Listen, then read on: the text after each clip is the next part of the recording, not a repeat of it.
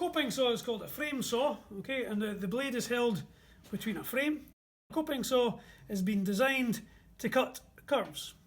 And the reason a coping saw is very good at cutting curves is you can see it's got a very, very thin blade that will allow it to, as you're cutting, you'll be able to move it and cut in the directions you would like. Okay, when you're using a coping saw, it's important that when you do the cutting, it cuts on the back stroke, which means that when you pull it back, it does the cutting, and when you push it forward, it does no cutting. So when you pick up a coping saw, there's a couple of checks you must do to make sure it's actually going to cut properly. The first is that the blade is nice and secure. If it wobbles, you can tighten up the handle to make sure it's not going to pop out. Okay, so it's under the right tension. Secondly, it's straight, so you can see there's two lugs there, and you can look around and these should be aligned with each other to make sure that the blade's nice and straight. The other thing is, you should make sure that the teeth and the coping saw are all pointing back towards the handle. If they're pointing front ways, it'll cut the wrong way and you'll not be able to use the coping saw properly.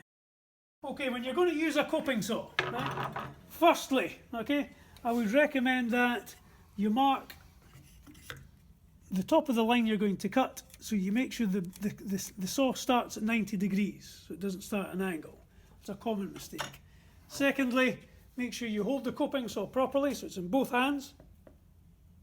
Okay, and then we're going to pop the saw blade on the top of the work so that it's at 90 degrees. We're going to stand with our feet apart a little bit. We're going to get in a nice relaxed position.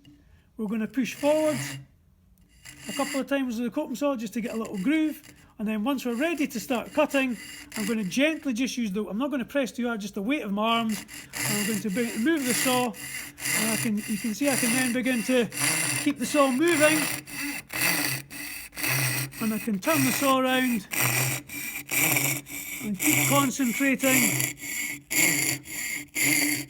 And the only part of my body that I'm turning or moving is my wrists. So I'm rocking my wrists round to help the saw follow the curve.